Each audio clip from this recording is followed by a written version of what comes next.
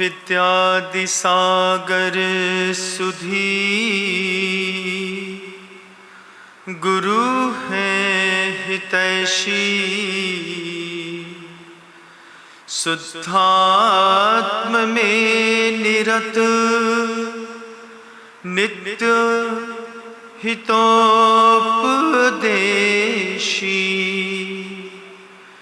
वे पाप ग्रीष्म ऋतु में जल है सयाने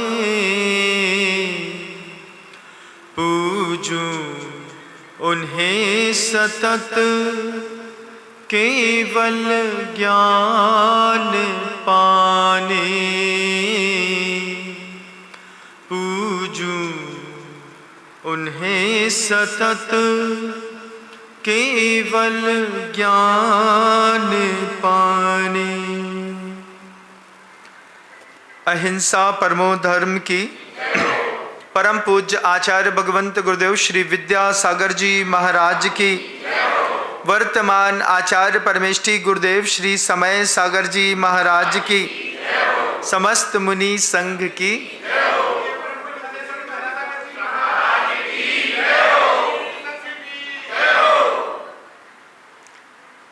ये दिल्ली है। इस दिल्ली में आने के लिए मेरी तीव्र भावना थी। जब मुझे वह पता चला कि ये दिल्ली में मुगलों का शासन था, मैं अंतर में ये सोच के चला कि देखूंगा कौन से तख्त पर बैठ कर के, कौन से किले पे बैठ कर के औरंगजेब शासन करता था। जब कभी अभी रास्ते से आ रहा था तो अजमेर पड़ा था। अजमेर में अंग्रेजों के खजाने को खजाना गली देख कर के आ रहा हूँ। उस खजाना गली का नाम ही खजाना गली है। जितना भी भारत से रेवेन्यू स्टैंड होता था वो अजमेर में खजाने गली में रखा जाता था। वहीं से ट्रेन में भर कर के लंदन तक जाता था। यहाँ पर आने का एक मन ये भी था कि वो जगह देखनी है जहाँ पर औरंगजेब बैठ कर के शासन करता था।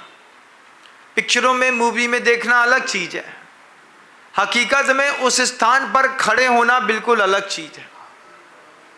आपको ऐसा इतिहास आज दिखाने जा रहा हूँ, आपने भी कभी शायद सुना ना हो।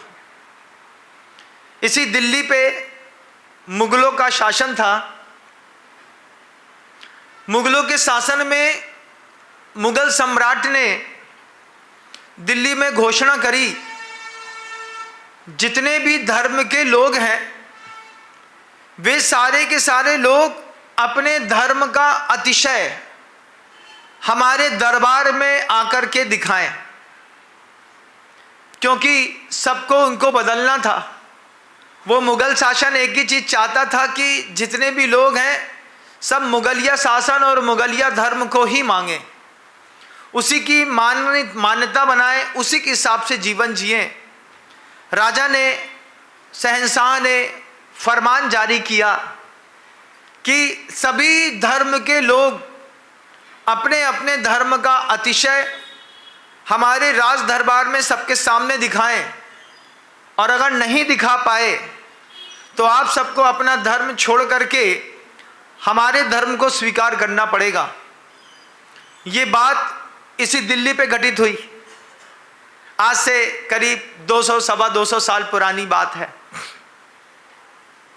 जब ये बात घट रही, जब सारे समाज के लोगों पर शहंशाह की ओर से मोहर लगी हुई डाक गई, जाकर के दूतों ने बताया कि महाराज का हुक्मनामा है, आप अपने धर्म का अतिशय प्रकट करें।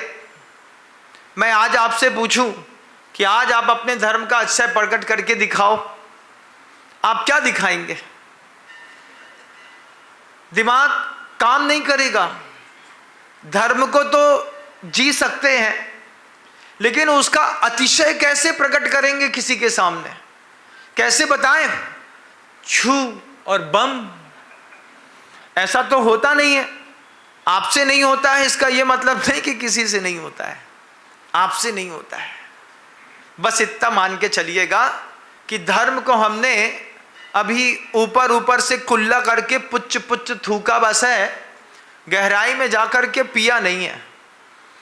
जब दिल्ली के जैन समाज के लोगों के बीच में ये बात गई कि धर्म का अतिशय प्रकट करना है, वो भी राजा के दरबार में, दिल्ली के 50 बड़े समृद्ध गंभीर लोगों की एक मीटिंग हुई।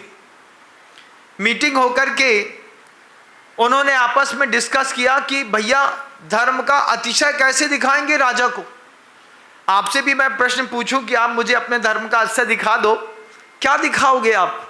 महाराज अतिशय को दिखा कैसे सकते हैं, ऐसा कैसे होगा? 50 वरिष्ठ गरिष्ठ विद्वानों ने, समाज के श्रेष्ठियों ने, धनाढ्य लोगों ने मिलकर के आपस में मीटिंग करी। मीटिंग करके सबको समझ में आ रहा था कि राजा हमको हमारे धर्म से च्युत करके मुगलिया धर्म में घुसाने की चाल चल रहा है। लेकिन कुछ विद्वान ऐसे थे जिन्होंने कहा कि कुछ तो करो, क्या करें? राज दरबार में गए। राज दरबार में जाकर के राजा से 45 दिन की अवधि मांगी। 45 दिन बाद हम अपने धर्म का अतिशय आपको दिखाएंगे। और 45 दिन की अवधि मांग करके यहाँ से पुष्ट बैल की, बैलगाड़ी का जमाना था बंधुओं, घोड़ा था, बैलगाड़ी थी और कुछ नहीं था, तो 9 बैलगाड़ी में 50 लोगों का दल बैठ करके यहाँ से कोल्हापुर महाराष्ट्र तक गया। कोल्हापुर महाराष्ट्र से आगे समडोली तक जाकर के वहाँ पर एक मुनि महाराज रहते थे जिनका नाम भट्टारक विद्यासागर जी महाराज था। आचार्य गुरुदेव विद्यासागर जी महाराज से पहले भी विद्यासागर जी के नाम वाले एक और मुनि महाराज हुए। उनके पास तक यहाँ से कोल्हापुर तक जाना करीब 1100-1150 किलोमीटर। वे यहाँ से 29 दिनों में तीव्र घोर यात्रा करके वहाँ तक पहुँचे। उन्होंने इतिहास में लिखा कि 1150 किलोमीटर में दिल्ली से चलने वाला एक भी बैल मरण को प्राप्त नहीं हुआ, सब कोल्हापुर तक पहुँच गए। ये बड़े सौभाग्य की बात थी, नहीं तो रास्ते में चलते चलते बैल हाँफ जाते थे, जुआ तोड़ देते थे, मरण को भी प्राप्त हो जाते थे कई बार। लेकिन वहाँ तक पहुँचे, मुनि महाराज के पास पहुँचे। मुनि महाराज ध्यानस्थ बैठे थे और जब वो ध्यान से बाहर निकले, 50 के 50 दिल्ली वालों के चेहरे देख करके, वहाँ का सांवला रंग, यहाँ के गौरवर्णी बड़े बड़े साफ सुथरे कपड़े पहन करके, अच्छी द्रव्य चढ़ा करके महाराज की वंदना, परिक्रमा, नमोस्तु, नमस्कार किया। करने के बाद कहा, भगवान बड़ी आपत्ति है जैन धर्म के ऊपर। दिल्ली में राज शासन ने ऐसी आज्ञा निकाली है कि अगर अपने धर्म का अतिशय प्रकट नहीं कर पाए तो आपको मुगलिया धर्म मानना पड़ेगा। और ये एक मोहल्ले या एक शहर तक नहीं होगा, पूरे देश में अगर दिल्ली के जैनों ने अगर मुगलिया धर्म स्वीकार कर लिया तो पूरे भारत में जैनों को मुगलिया धर्म स्वीकार करना पड़ेगा। ये एक बहुत बड़ी आफत है। कृपा करके आप ही उपाय बताएं, और नहीं तो हम यहीं पर जो दूध गंगा नदी है इसी में हम डूब करके मर जाएंगे, लेकिन दिल्ली वापस नहीं जाएंगे। इतने गंभीर थे 50 के 50 विद्वान। महाराज मुस्कुरा रहे थे, पक्कड़ महाराज मुस्कुराता चेहरा। उन्होंने कहा, अरे काहे चिंता करता है, सब हो जाएगा। साधु जब ऐसा तुम्हारा दर्द सुन करके बोले तो समझना कि हम भले इंश्योर्ड हैं, साधु श्योर है कि हमारा काम तो हो जाएगा। गुरु की व्रतों की, महाव्रतों की जबरदस्त ताकत होती है। इस धर्म के रहस्य इतने गहरे हैं बंधुओं। पूज्य गुरुदेव कहते थे 11 अंग का पाठी तक नहीं समझ पाता धर्म कितना गहरा है, और वहां से भटक करके मिथ्यात्व में घुस करके एक इंद्रिय की पर्याय तक को प्राप्त कर लेते हैं। रहस्य को समझना उथले जीवन की बात नहीं है। महाराज गंभीर थे। गंभीर मुनि महाराज ने उन 50 लोगों से कहा, चिंता मत करो, हो जाएगा। और कब हो जाएगा महाराज? 45 दिन का समय लेकर के आए हैं, 29 दिन हमको आने में लग गया। अब इसी बात में संशय है कि हम उनसे अतिरिक्त समय कैसे मांगें। और राज्य सरकारी में म्याद चलती थी 20% की, 45 दिन में 20% और जोड़ देते थे सरकार, तो 11 दिन और मिल जाएंगे, 9-10 दिन, 9 दिन मिलेंगे। तो 45 दिन के बाद 9 दिन और मान लो, तो 54 दिन में तो हमको अपने धर्म की कोई ताकत राज दरबार में सबके सामने रखनी है। कैसा करें महाराज? आफत में है, प्राण संकट में है, खाते नहीं बन रहा है। महाराज निश्चिंत थे। महाराज कहते हैं, चिंता मत करो, सब हो जाएगा। और एक एक करके महाराज ने उनको वहीं बैठाया, बोले यहीं पर रहो आराम से, अभी दिल्ली की बात मत करो, सब हो जाएगा। जब मुनि महाराज के चेहरे पर इतना निर्मल शांत वातावरण देखा, उन लोगों के मन का कौतूहल 3-4 दिन के लिए तो शांत हुआ, 5वें दिन से फिर आकुलता बढ़ने लगी। सारे के सारे 50 श्रेष्ठियों का लगा कि महाराज हमारी बात को गंभीरता से नहीं ले रहे हैं, और यहीं पर ऐसे ही ये समय गुजर जाएगा तो गड़बड़ बहुत बड़ी हो जाएगी। सबने हाथ जोड़ करके, वृद्ध भी थे उसमें, कहा महाराज कृपा करो। महाराज ने एक वृद्ध का जुड़ा हुआ हाथ ऐसे हाथ में पकड़ करके बोलते हैं, चिंता मत करो, हम बैठे हैं। ये बात महाराज ने जब वृद्ध के सामने हाथ पकड़ करके कही, तब वृद्ध पहली बार आश्वस्त हुए कि महाराज कुछ करेंगे। और फिर वृद्ध आश्वस्त हो गए तो वृद्ध ने 10 को और आश्वस्त कर दिया। 30-40 लोगों में खुसर फुसर चल रही थी, और गुरुवार का दिन निश्चित था कि हमको वहां पर जाकर के और राज दरबार में अस्य दिखाना है। सफर था करीब 1169 किलोमीटर का, और उसके एक दिन पहले तक सभी लोग वहीं पर खड़े थे। महाराज ने सामान्य गृहस्थ से कहा, एक लंबी चादर ले आओ। एक लंबी चादर ला करके 50 के 50 लोगों से कहा, इसी चादर में आप लोगों को सोना है। और एक चादर में 50 के 50 लोग सोए। सो करके उठे तो दिल्ली में खड़े मिले।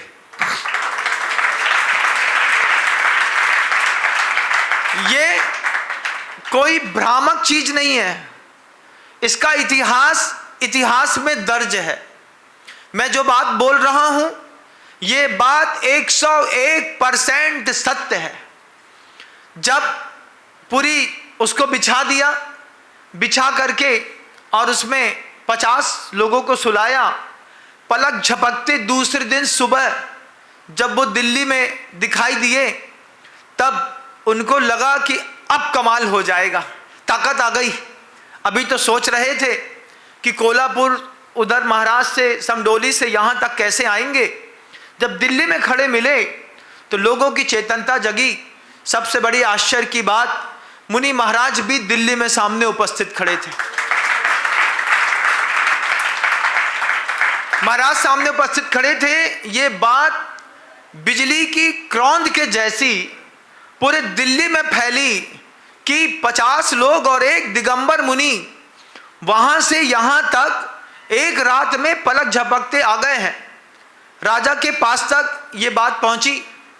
राजा ने अपनी बात रखी कि दिखाओ क्या अतिशय है तुम्हारा। तब समाज के लोग कहते हैं 8 दिन का और समय दीजिए। जब महाराज ने इस बात को स्वीकार कर लिया कि 8 दिन का और समय देते हैं, उन 8 दिनों के दौरान ये बात पूरी दिल्ली में फैल गई कि एक दिगंबर पिछी कमंडलधारी कोई मुनि महाराज है जो कोल्हापुर से यहाँ तक और एक रात में दैवी शक्ति के साथ वहाँ से यहाँ आ गए हैं। ये बात जब यहाँ फैल गई, राजा के मन में बहुत उत्सुकता थी इस बात की कि मैं भी उस साधु को देखूं तो कौन फकीर है जो इस तरीके की साधना करके और धर्म का आश्रय दिखा रहा है। हमारे मुगलिया धर्म में भी इस तरीके का कोई आश्रय नहीं है। होते हैं पीर फकीर, कुछ हाथ फेर देते हैं, फूंक देते हैं, कुछ कमाल किसी का हो जाता होगा। जब महाराज की बारी आई तो महाराज ने कहा सोमवार को चलेंगे अभिजीत मुहूर्त में। अभिजीत मुहूर्त में सोमवार के दिन सुबह 8 बजे मैं वही दरबार पे मिलूंगा। राजा से कह देना 8 बजे से पहले अपने दरबार में आ जाए। दरबार 11:30 बजे लगता था। महाराज के कहने पर राजा ने 8 बजे से पहले दरबार में पूरा दरबार खचाखच भर दिया। सुबह सुबह महाराज आए, सामने दरबार लगा है, शहंशाह सामने बैठा है। महाराज ने मुस्कुराते हुए कहा मैं आ गया हूं, आपको जैन धर्म का आश्रय देखना है? हाँ आश्रय देखना है। दिखाऊं कि आप खुद दिखाएंगे? महाराज कहते हैं आप आश्रय दिखाइए। बोले तू जैसा चाहता है वैसा। महाराज ने मंत्री के कान में कुछ कहा और मंत्री चांदी की थाली में मांस का टुकड़ा बड़ा सा रख करके और उसको मलमल के लाल मलमल से ढक करके और उसके ऊपर कुछ जूही के फूल डाल करके ले आया और महाराज के सामने ला करके खड़ा करके कहता है बताइए इसमें कपड़े के नीचे क्या है? महाराज शहंशाह जानते हैं कपड़े के नीचे क्या है, उनका मंत्री जानता है कपड़े के नीचे क्या है और कोई नहीं जानता कपड़े के नीचे क्या है। 2 लोगों को सत्य पता है, धर्म की परीक्षा करनी है। और महाराज वहां पर कह करके बोलते हैं यह क्या है? बोले इसके नीचे, इस कपड़े के ऊपर जूही के फूल हैं, इस कपड़े के नीचे गुलाब के फूल हैं। जैसे ही गुलाब के फूल की बात करते हैं और शहंशाह का दिमाग खराब हो गया। शहंशाह कहते हैं अगर तुम्हारी बात गलत निकली तो पूरी कौम को मुगलिया धर्म स्वीकार करना पड़ेगा।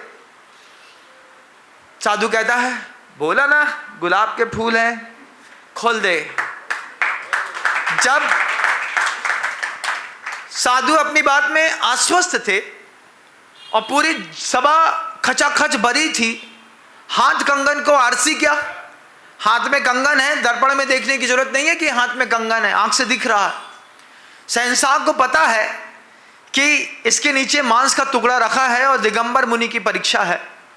और उन्होंने सबके सामने कहा इसके नीचे इन फकीर ने कहा है कि गुलाब के फूल हैं और ऊपर जूही का, ऊपर का तो दिख रहा है, अंदर गुलाब का फूल नहीं निकला तो मुगलिया धर्म स्वीकार करना पड़ेगा। शहंशाह ने खुद कपड़ा हटाया और गुलाब के फूल का ढेर अंदर दिखाई दे गया। गुलाब के फूल का ढेर दिखाई दिया। शहंशाह उस फकीर के पैर पर लौट गया।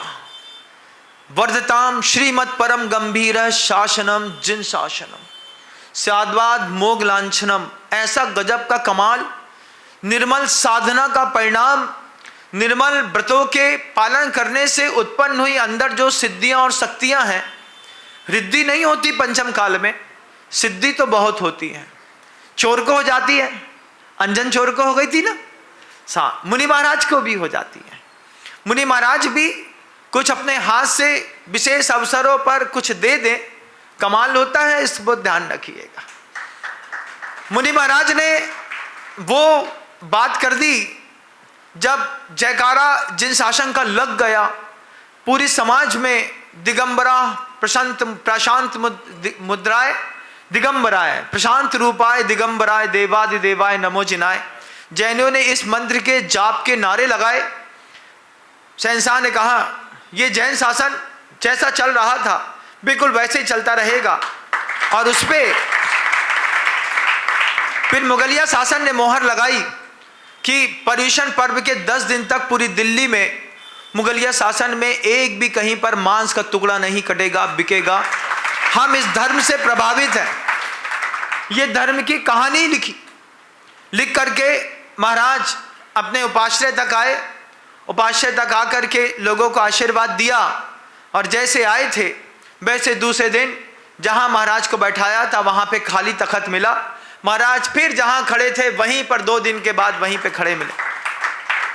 फिर वहां घटना घटी, वहां पर एक घटना घट गई जब अन्य मत के किसी संप्रदाय के व्यक्ति और जैन दिगंबर धर्मावलंबी में वाद विवाद हो गया।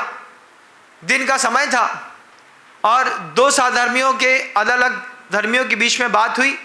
आज अमावस्या है और जैन समाज के वरिष्ठ ने कह दिया आज पूर्णिमा है। अमावस्या पूर्णिमा की बात कहते कहते जब पता चला जैन समाज के व्यक्ति को कि आज वास्तव में अमावस्या है, पूर्णिमा नहीं है, वे ही मुनि महाराज के पास वो व्यक्ति गया और कहा आज तो प्राण संकट में है, बहुत सारे एक साथ मिलकर के जैन समाज के लोगों का वध कर देंगे, क्या हो गया? मैंने कह दिया पूर्णिमा है, उनकी तो आज अमावस्या है और आज वास्तव में अमावस्या है। रात को अगर चांद ना निकला तो फिर रात की उस अमावस्या में आज जैनों के घर लूटे भी जाएंगे और महिलाओं का वध भी किया जाएगा। महाराज से वह बात सही ना गई। उन्होंने कहा चिंता मत कर, ये जो आपके मंदिरों में बहुत बड़े बड़े गोल यंत्र देखे हैं आपने, देखे? अजमेर में, जयपुर में जाकर के देखिएगा, वीरान पड़े मंदिरों में इतने बड़े बड़े यंत्र रखे हैं। महाराज मंदिर में गए, एक यंत्र को उठाया, 5 मिनट तक दोनों यंत्रों में अपने हाथ रखे रहे, हाथ रख करके कुछ मंत्र का जाप किया। जाप करके यंत्र को रात्रि के समय में आसमान में उछाल दिया और पूरे के पूरे आसपास के प्रांत में चंद्रमा की पूर्णिमा की चांदनी वाली चमक लोगों को दिखाई देने लगी। लोग आश्चर्यचकित थे कि अमावस्या को पूर्णिमा कैसे हो सकती है। और इस कारण, इस कर्तव्य के कारण, इस सिद्ध मंत्र की प्रभावना के कारण उत्तर भारत और दक्षिण भारत के कैलेंडर में 15 दिन का अंतर आ गया। हमारे यहाँ जब महीना खत्म होता है पूर्णिमा को, उनके यहाँ महीना खत्म होता है अमावस्या को। जो यहाँ पर जयंती मनाई जाती है वो 15 दिन के फेर में वहाँ मना ली जाती है। तो यहाँ और दक्षिण भारत के कैलेंडर में आज भी आप 15 दिन का अंतर देख सकते हैं। मुनि महाराज अपनी साधना करते रहे, साधना करते करते लंबा समय बीता। समय आया, समय आकर के जब उनको लगा कि मेरी आयु अब अंत समय को आई है, उन्होंने शावक से एक नींबू मंगाया। नींबू मंगा करके नींबू में एक मंत्र का एक अक्षर बस लिखा, अक्षर लिख करके और उस नींबू को फेंका। वो नींबू जहाँ पर जाकर के गिरा वहीं पर उन्होंने संलेखना ली और वहीं पर संलेखना लेकर के अपना अंतिम समय गुजारा। और सुबह सुबह मुहूर्त में, ब्रह्म मुहूर्त में उन्होंने अपने प्राण त्यागे। जहाँ पर वह नींबू गिरा, जहाँ पर संलेखना हुई, उसी स्थान पर उनका अंतिम संस्कार किया। अंतिम संस्कार करने के बाद छने पानी की ईंट लोगों ने अपने घरों में बनाई, खुद मिट्टी समेट करके ईंट बनाई। एक एक ईंट को खुद पकाया, पका करके लोगों ने एक एक ईंट ला करके और उस ईंट से भट्टारक विद्यासागर जी महाराज जी की समाधि बनाई। आज भी दक्षिण में वो समाधि स्थान बना हुआ है।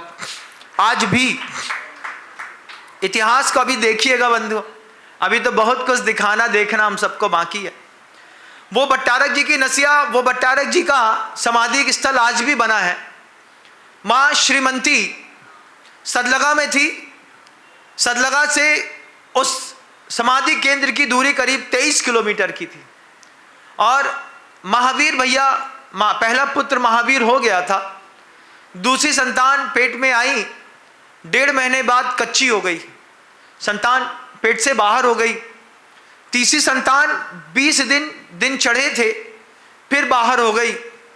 चौथी संतान पेट में आई और वो भी चली गई। माँ श्रीमंती के रोने का पार नहीं था। वो कह रही थी, वो एक ही बात माँ श्रीमंती के मन में चलती थी कि मैं कैसी अभागन हूँ, सिर्फ एक पुत्र हुआ। उस समय की परंपरा थी 8, 7, 9 पुत्र न हो तो दाम्पत्य जीवन सफल नहीं माना जाता था। कम से कम 6 संतानें तो होनी ही चाहिए। 6 संतानें, 7 संतानें, 8 संतानें, 11 संतानें आपके दादाजी के टाइम पे यहाँ आपने भी देखी होंगी। वही समय था। माँ श्रीमंती दूसरी संतान हाथ में नहीं आ पा रही थी। माँ श्रीमंती ने 5 श्रीफल उठाए, मल्लप्पा जी से कहती हैं चलो वहीं चलो जहाँ से अमावस पूर्णिमा में बदली थी, वहीं से मेरे कोख की अमावस अब पूर्णिमा में बदलेगी, वहीं चलो। और माँ श्रीमंती उन भट्टारक विद्यासागर जी महाराज जी की समाधि तक गईं। वहाँ पर 3 परिक्रमा लगाई, बैठ करके भट्टारक जी की समाधि स्थान में नमस्कार किया। 5 श्रीफल एक एक भावना के साथ रोते हुए चढ़ाए कि मुझे संतान चाहिए है, वो धर्म कर सके, वो धर्म का प्रवर्तन कर सके, आपके जैसी एक संतान चाहिए है, गुरुदेव कृपा करो। और जब 5 श्रीफल चढ़ाए, उसके बाद अगली पूर्णिमा में जाकर के फिर 5 श्रीफल चढ़ाए, तीसरी पूर्णिमा में जाकर के फिर 5 श्रीफल चढ़ाए, तीसरी पूर्णिमा के बाद चौथी पूर्णिमा में माँ श्रीमंती को फिर महसूस हुआ कि हमारे पेट में गर्भ है। वो गर्भ मरा नहीं, धीरे धीरे धीरे धीरे धीरे विकसित होता होता होता होता हर पूर्णिमा को माँ श्रीमंती किसी भी निमित्त से उस समाधि केंद्र तक जाती थी, श्रीफल चढ़ाती थी। मल्लप्पा जी दूर खड़े रहते थे। मल्लप्पा जी बताते हैं ये श्रीमंती को भट्टारक विद्यासागर जी की समाधि केंद्र से बहुत मन में था कि जिन्होंने धर्म की रक्षा उस समय करी थी वो आज भी धर्म की रक्षा करेंगे, मुझे देंगे। मल्लप्पा जी चुपचाप खड़े रहते थे, हाँ जाओ तुम कर लो, हम यहाँ पर खड़े हैं।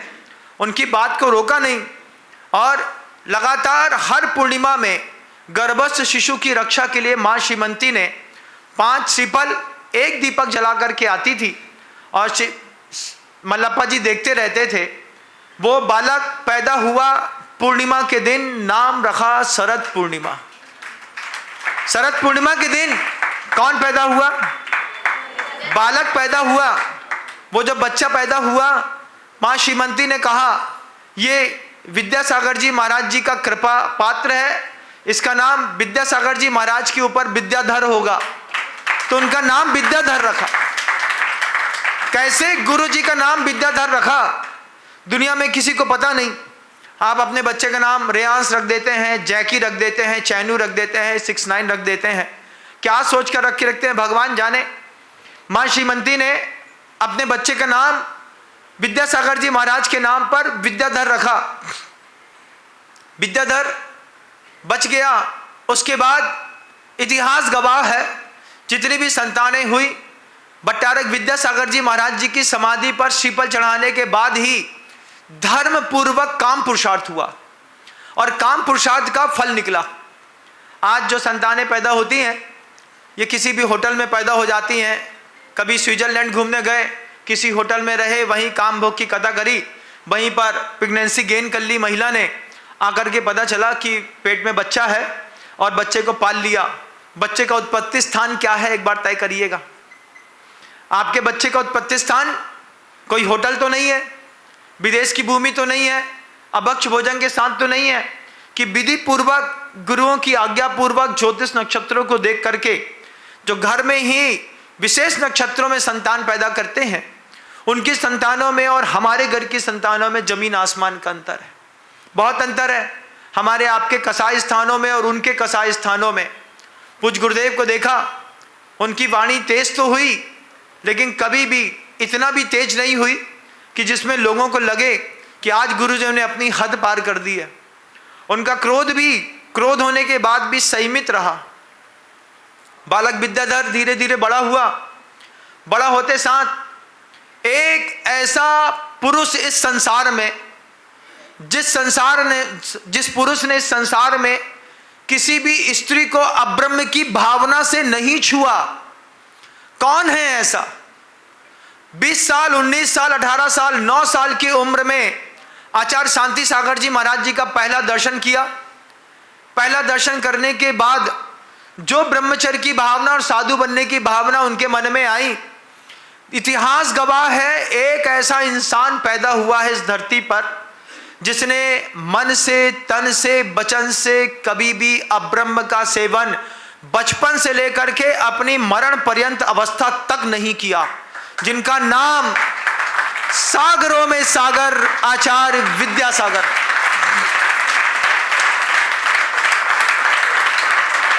दुनिया में हर इंसान अपना पाप जानता है, आप भी जानते हैं ना।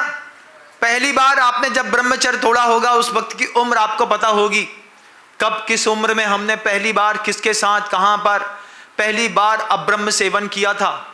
9 साल की उम्र में आचार्य शांति सागर जी महाराज जी के प्रति लगन लगना और उसके बाद लगातार दर्शनों के निमित्त से माता पिता का हाथ पकड़ के जाना, मंदिर जाना, भगवान के सामने भगवान बन करके बैठना, बावड़ी में घुस करके आसन लगाने की कला सीखना और 17 साल की उम्र में देशभूषण जी महाराज जी के पास पहुंचना। उस समय के वातावरण में आज के वातावरण में बहुत अंतर है। इस बात को 70 साल गुजर गया, 78 साल 80 साल गुजर गया। 80 साल का वातावरण आज के वातावरण में बहुत अंतर है। 5वीं क्लास का बच्चा सब समझता है आज। वहाँ पे तो शादी होने तक बताना पड़ता था, भैया संतान भी उत्पन्न होती है, बोले क्या मतलब, क्या है, कैसा है, और इस तरीके के संवाद चलते थे। गुरुदेव 17 साल की उम्र में देशभूषण जी महाराज जी के पास आए, 2.5 साल तक देशभूषण जी महाराज जी की सेवा करने का सौभाग्य प्राप्त किया। वहाँ से गुरु जी के पास, ज्ञान सागर जी महाराज जी के पास अजमेर आए, किशनगढ़ आए। वहाँ से उनने अपनी कहानी लिखी। उस कहानी ऐसी लाजवाब कहानी है।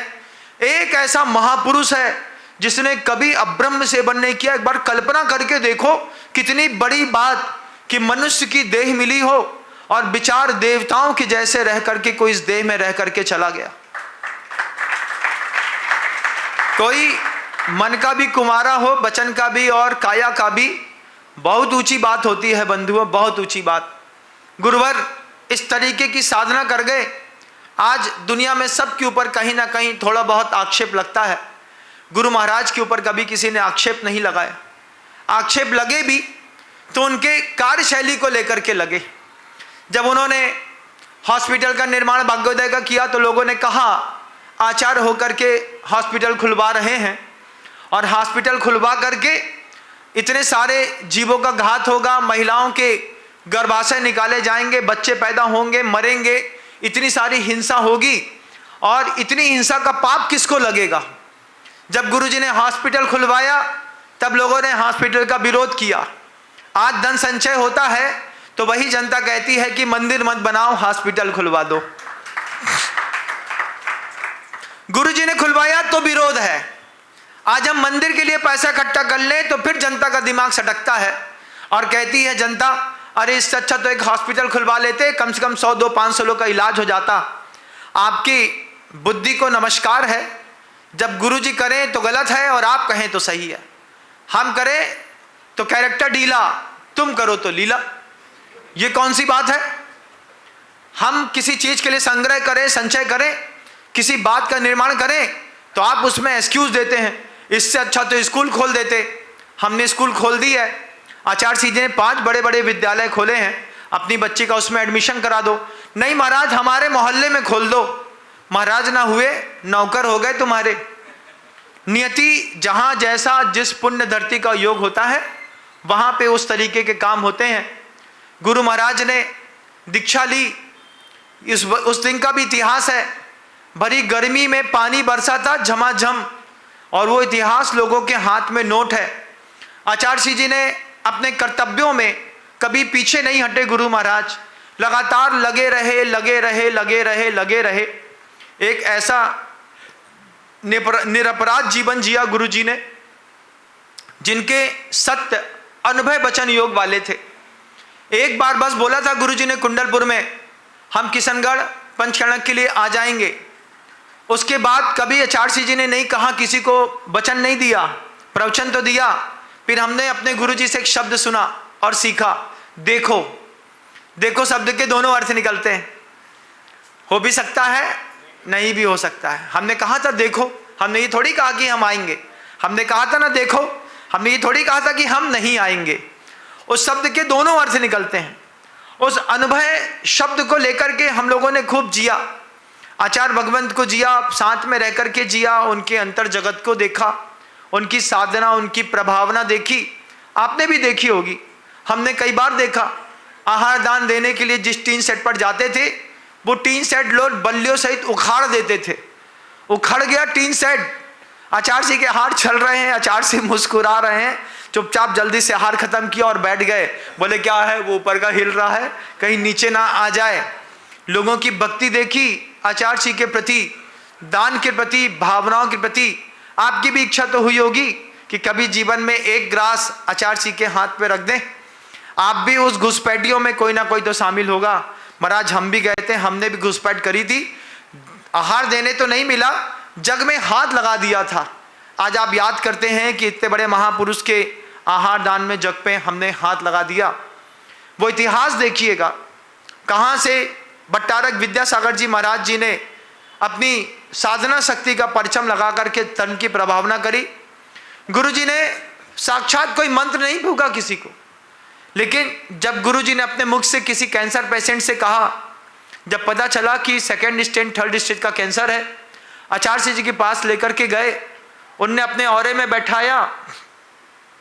लोग मास्क लगा के जाते थे, चेहरा उदास सा दिखता था, गुरु जी दूर से समझ जाते थे। आचार्य जी फिर भी धीरे से पूछते थे, क्या? आचार्य जी इशारे में बोलते, ठीक हो जाएगा, ठीक। उसको पास में बुलाते, प्यार से बोलते। ये गुरु मंत्र था। क्या गुरु मंत्र था? 4 प्रकार के आहार का रात्रि में त्याग कर दो। पर्याय का तो कोई भरोसा है नहीं, त्याग कर दो, पुण्य मिलता है, पुण्य से सब हो जाता है। ये बात बता दी गुरु जी ने, सामने वाले ने स्वीकार कर लिया, और स्वीकार करके आज भी इस व्रत का निर्दोष पालन करने वाले लोग आज भी निरपराध रूप से जीवन जी रहे हैं, जिंदा हैं। मेरे सामने एक श्रेय करके बच्चा है, खड़ा है क्या? श्रेय है? श्रेय है नहीं, वो बच्चा है नहीं, आया है अभी। उसके पिता अमरकंटक में गुरु जी का पूरा कार्यक्रम, क्षेत्र की व्यवस्था संभालते थे। बबलू को ब्लड कैंसर हो गया। इतना अच्छा साफ सुथरा दिखने वाला अच्छा युवा कार्यकर्ता, ब्लड कैंसर हो गया। 3rd स्टेज 2nd स्टेज का कैंसर था। आचार्य जी के पास गए, छोटी उम्र थी, 32 साल की उम्र में ब्लड कैंसर हो गया। आचार्य जी ने एक ही बात कही, बबलू 4 प्रकार के आहार का जीवन त्याग कर दे, बाकी सब भगवान के नाम पे छोड़ दे। और उसने कहा, आचार्य जी आज के बाद पर्याय का तो कोई भरोसा है नहीं, आचार्य जी आशीर्वाद दीजिए, पत्नी और बच्चे ये अगर हम ना रहें तो अपना जीवन जी सकें। उसको पता था कि हम मरेंगे, आज नहीं तो कल। आज भी जिंदा है, अच्छे से धर्म ध्यान कर रहा है। महापुरुष जिस तरीके से देते हैं, वो देने का तरीका हमारी सोच जैसा नहीं होता। हम सोचते हैं हमारे हिसाब से देंगे, महापुरुष अपने हिसाब से देते हैं। उनकी वर्गणाएं अपने हिसाब से आपको देती हैं। भक्ति और कर्म सिद्धांत का दूर दूर तक कोई संबंध नहीं है बंधु। कर्म सिद्धांत वाला बोलता है ये हो नहीं सकता, भक्ति वाली बोलती है हम इस कमाल को करके दिखा देंगे। कर्म सिद्धांत वाला बोलता है ऐसा कर नहीं सकते, ऐसा हो ही नहीं सकता, कर्मों में ऐसा लिखा नहीं है। स्वयं कृतम कर्म यदात् पुनः पुरा फलम तदीयम लभते शुभा शुभम। सिद्धांत को पढ़ने वाला यही बात करता है। भक्ति में उतरने वाला कहता है कि मैं अपने पुत्र को भगवान की भक्ति करके जिंदा कर लूंगा। और धनंजय जैसे कवि विशापाहार स्तोत्र की रचना करते हैं, मन सुराते हैं और मृत प्राय जीव को निर्विघ्न जिंदा करके अपने पास पत्नी को वापस सौंप देते हैं। ये कमाल आपने देखा भले ना हो, सुना जरूर है। मैना सुंदरी अपने पति को कोढ़ मुक्त करती है। गंधोदक का कमाल भी आपने देखा ना हो, आगम ग्रंथों में सुना जरूर है। मूलाचार की गाथा कहती है बत्ती ये जिन वराणाम खी यदि पुब्ब संचियम कम्मम। मैं कहता हूं बत्ती ये गुरु वराणाम खी यदि पुब्ब संचियम कम्मम। कोई कहते हैं भगवान की भक्ति करो, मैं कहता हूं गुरु को भगवान समझ करके उस गुरु भगवान की भक्ति करो, तुम्हारे जिंदगी के जितने कर्म हैं सब नष्ट हो जाएंगे। मां श्रीमती अपने पुत्र को बचाने के लिए जैसे भट्टारक जी की समाधि केंद्र पर गई, उसी तरीके से गुरुवर के उस निर्मल चरित्रमय तपोमय जीवन की अंतिम वर्गणाएं जहां पर स्थापित हैं, आज भी डोंगरगढ़ वह क्षेत्र है, उस क्षेत्र पर उन्हीं गुरु महाराज की समाधि बन रही है। समाधि तो उन्होंने ले ली, लेकिन दुनिया को अब क्या दिखाना है, दुनिया को कैसे दिखाना है कि यहां पर वो आत्मा यहां से अनंत की यात्रा पर गई जिन्होंने इस धरती पर दिगंबर मुद्राओं का एक अप्रतिम इतिहास लिखा। गुरुजी क्या थे हम आपको क्या बताएं, फिर भी उदाहरण दे करके बताते हैं। आचार्य जी के औरे में रहते थे, मजाल है कि कोई साधु पाप करने की सोच भी ले।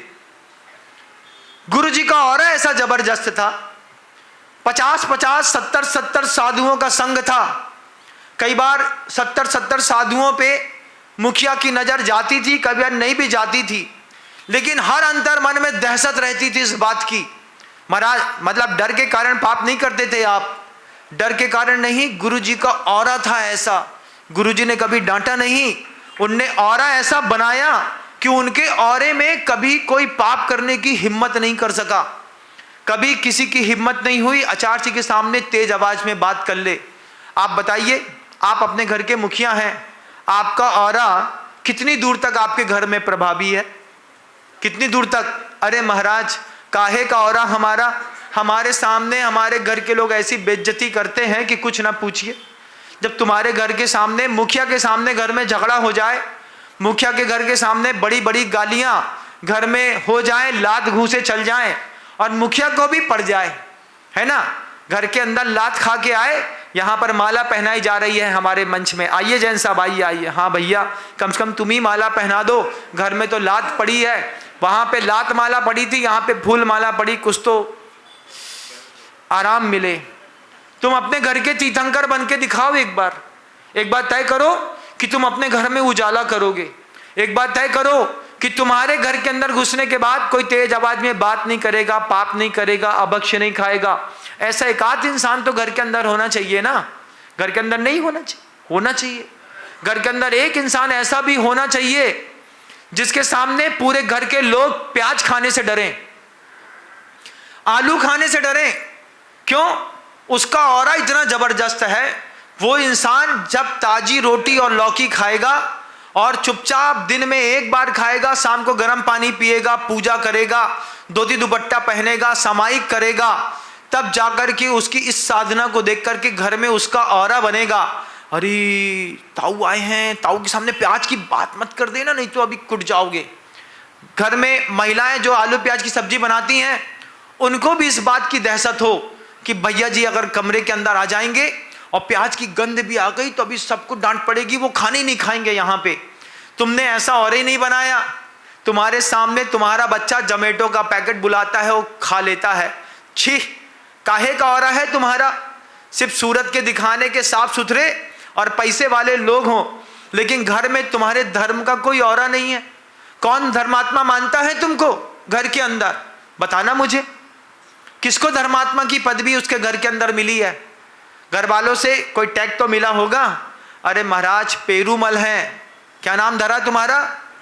पेरूमल क्या है? सुबह से लेकर शाम तक पेरते रहते हैं।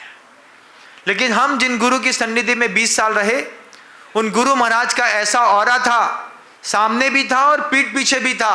समाज के बीच में भी जो शिष्य रहते थे उनको भी दहशत रहती थी। किस बात की? अरे गुरु जी को पता चलेगा तो क्या होगा। और तो और छोड़िए, जब तक गुरु जी महाराज का अंतिम समय नहीं निकल गया, जब तक उनकी पीली पीली आंखें और जर्जर सी काया थी, तब तक साधुओं को दहशत थी इस बात की। आचार्य जी ने आंख बंद करके कहा है, कोई नहीं आएगा यहाँ पर।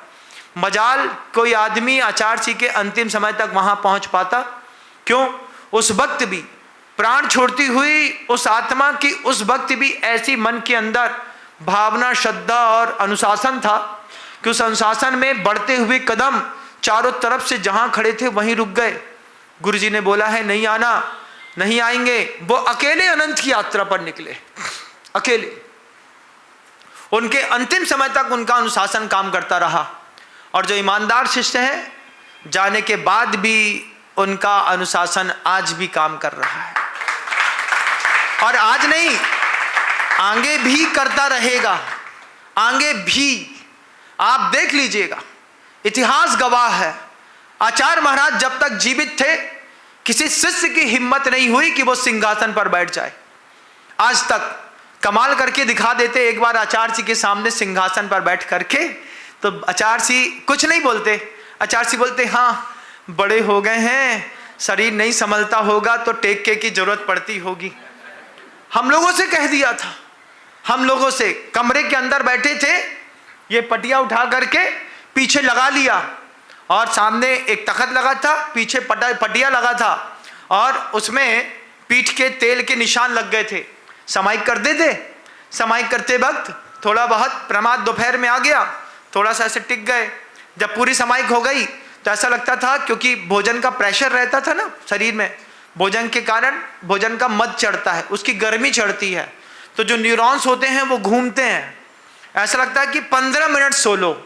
लेकिन आचार्य जी के साथ लेट करके सोने की मनाही थी। आचार्य जी कहते थे, अगर समाइक में सहजता में कोई झपकी आ जाए, अपराध तो ये भी है, लेकिन वो तो शक मान लूंगा, लेकिन दिन में कोई लेटेगा नहीं। ठीक है, अब क्या करें। अब वो एक बार अगर वो बूम नहीं निकलता है तो फिर क्लास में बैठे बैठे बूम निकलता था। अब वो कातन रूपमाला पढ़ें तो वो बूम बाहर निकले, पंचास्तिकाएं पढ़ें तो वह क्लास में बैठे तो यहाँ तो हम अकेले हैं, वहाँ तो शावक भी है, और शावक के सामने झपकी आए। अब बोले, शावक बोले महाराज सो रहे हैं, महाराज सो रहे हैं। अरे भैया, निद्रा ऐसी चीज है, उसको कहीं ना लज्जा आती। निद्रा और वासना दो चीजें जिनको कहीं लज्जा नहीं आती, ये कहीं पर भी आ सकती हैं। कुआं की पट्टी में बैठा दो, बैठे बैठे वहां भी आदमी को झटका आएगा, वहां भी सो जाएगा, इतना उस्ताद है निद्रा। तो टिकने के लिए पटिया लगा लिया, पटिया लगाया। आचार्य जी ने कमरे में अचानक छापा मारी होती थी, गुरुजी कमरे में आए, देखा आचार्य जी बैठ करके बोलते हैं, किसका कमरा है ये, कौन बैठता है। अब जानते थे किसी का भी नाम लो तो उसकी सामत है। हाँ कोई महाराज जी बैठते हैं, कौन बैठते हैं, ऐसे घुमा के बोले, हाँ वो बैठते तो हैं। अब आचार्य जी समझ गए, 2 बार में तो बता नहीं रहा है तो तीसरी बार में भी बताएगा नहीं, तो आचार्य जी प्यार से बोलते हैं, उनसे कहना ये ठीक नहीं है, सिंहासन लगा लें, सिंहासन लगा के टिकने में अच्छा आराम लगता है। तब जैसी बात कही वैसे ही 22 साधुओं के पीठ पीछे दीवार पर पटिया लगे थे, सबके सब पटिया एक बार में निकले, आज तक नहीं लगे, आज तक नहीं लगे। आचार्य जी ने हम लोगों से कह दिया, अगर किसी की दीवार पर तेल का दाग दिखा तो मैं समझ जाऊंगा उसको सिंहासन की जरूरत है, मैं खुद ही भेज दूंगा। उसके बाद दीवार से 4 इंच का फासला लेकर के और पाटे में बीच में बैठने की आदत हम लोगों ने डाली। आज इस बात को 22 साल हो गया, आज तक कोई साधु जो संगस्थ रहा, आप अभी भी जाएंगे तो कोई टिका हुआ नहीं मिलेगा, खुल्लम खुल्ला बैठते। क्यों? गुरु महाराज का इस तरीके का अनुशासन और संकेत हम सब ने जिया। ऐसे गुरु महाराज हम सब के बीच में 58 साल की साधना करके गए, चले गए। जैसे भट्टारक विद्यासागर जी महाराज की समाधि वहाँ बनी है, ऐसे ही पूरे देश पूरे विश्व के लिए एक समाधि और बन रही है। आप भी उस चीज़ को देख रहे होंगे। और मैंने देश की जनता से इस बात को बहुत खुल करके कहा, और जब तक कब तक कहा महाराज, कब तक कहेंगे, जब तक मेरा मन उस समाधि केंद्र के लिए पूरा नहीं हो जाता, जब तक अंतर मन के संकल्प पूरे नहीं हो जाते, आप लोगों को प्रेरणा देता रहूँगा। आप प्रेरणा लेते रहिएगा, प्रेरणा लोग लेते हैं। राकेश जी शर्मा जैसे लोग यहाँ पर बैठे हैं, एक बार खड़े हो जाइएगा, मुझे अच्छा लगेगा। अजैन है 70 की उम्र पार है, और परसों मेरे पास आए, आकर के हमसे कहते हैं, आपका प्रवचन 2 साल से रोज सुनता हूँ, सुबह शाम घर में सुनता हूँ, और आचार्य जी के समाधि के लिए आपने भावना बोली थी तो मैं अपनी कमाई का, शुद्ध कमाई का पैसा लेकर के आया हूँ। ये 1,11,000 रुपए की राशि आपको समर्पित है। इस निर्मल भाव के साथ राशि दी।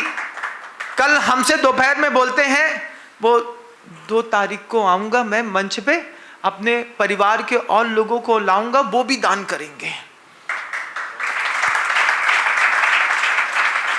दूर खड़ा हुआ व्यक्ति, उसको इंसान में भगवान दिख रहा है, जो जैन धर्म से बहुत दूर खड़ा है, उसको गुरु में भगवान दिख रहा है, वो गुरु के लिए जीना चाह रहा है, अपने न्यायोपार्जित धन को अपने पुत्र में लगा देता, अपने भगवान जी में लगा देता, वहां से कितनी बड़ी मर्यादा पार करके, अपने अंतर्मन की लक्ष्मण रेखा पार करके और दूसरों के गढ़ में जाकर के पूजा करना बहुत बड़ी बात कहलाती है। बहुत बड़ी बात,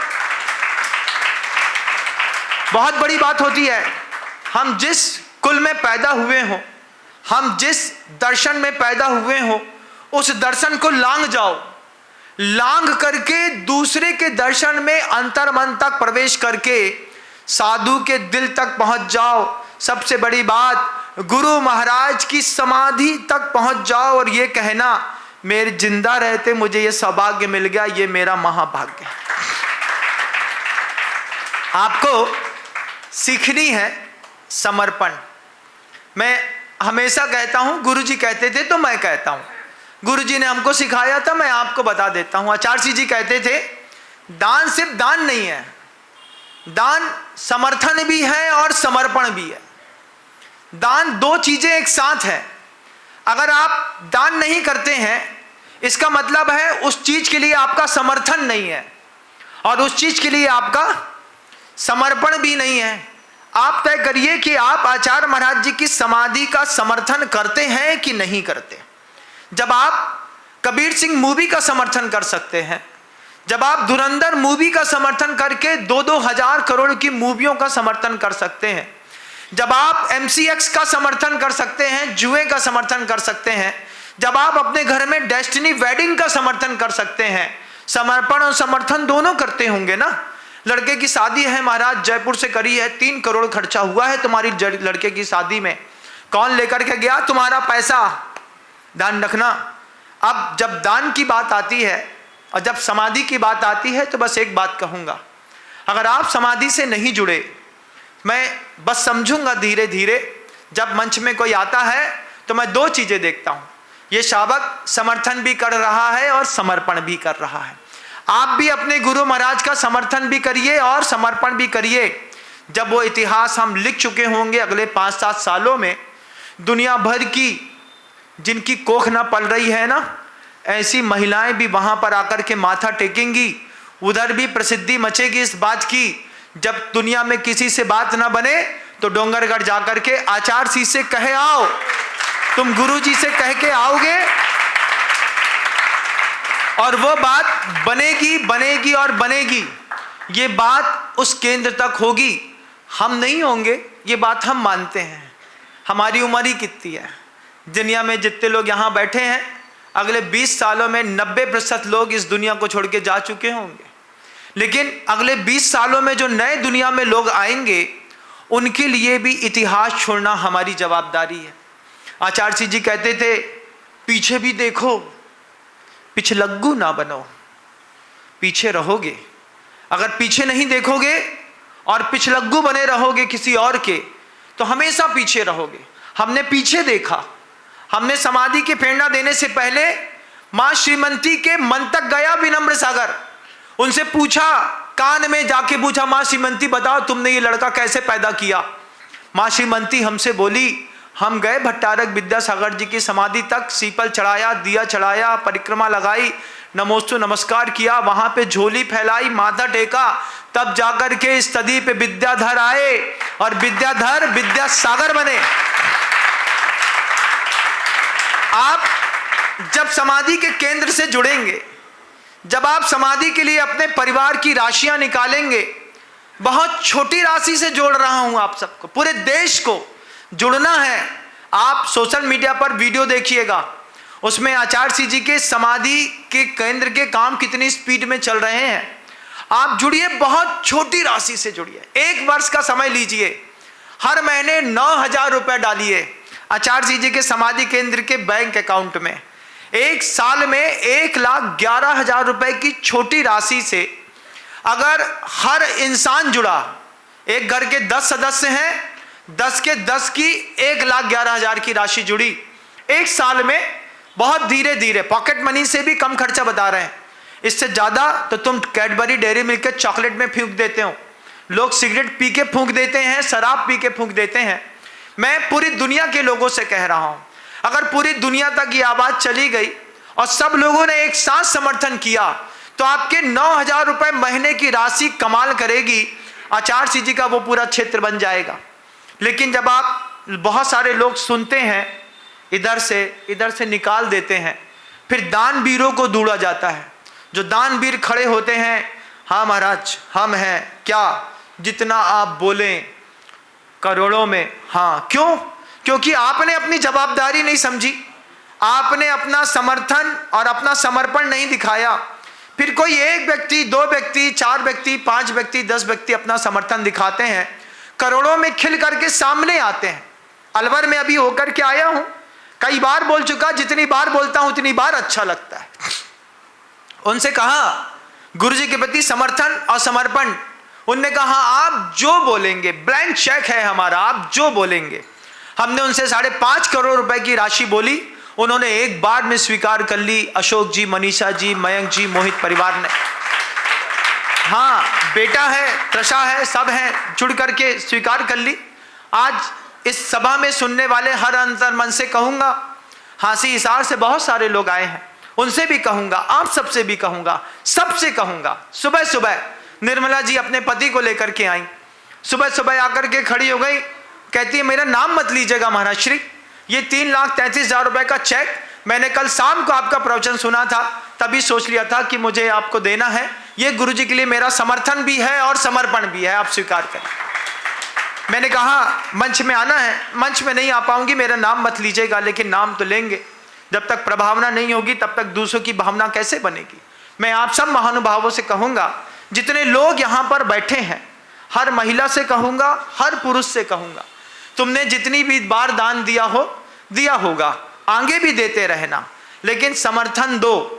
इस चातुर्मास का एक कलश लो, एक कलश, वह 1 वर्ष में आप धीरे धीरे भी अपनी राशि देंगे। कुछ करना नहीं है, सिर्फ नाम लिखाना है, अपना मोबाइल नंबर लिखाना है। आपका मोबाइल नंबर नाम कंप्यूटर में फिट कर दिया जाएगा, बारकोड स्कैनिंग करके आप अपनी राशियां अकाउंट पे करते रहिएगा, रसीदें बनवाते रहिएगा। लेकिन इतने बड़े आचार्य की समाधि में समर्थन जरूर करिएगा। ये समर्थन और समर्पण की परिभाषा आप सबको लिखनी है। आप नहीं भी लिख पाएंगे तो भी ये काम होगा, लेकिन फिर गुरु और आगम पूछेगा कि तुमको कौन सा निमित्त तब और उपस्थित करूं जिससे तुम धर्म कर पाओगे।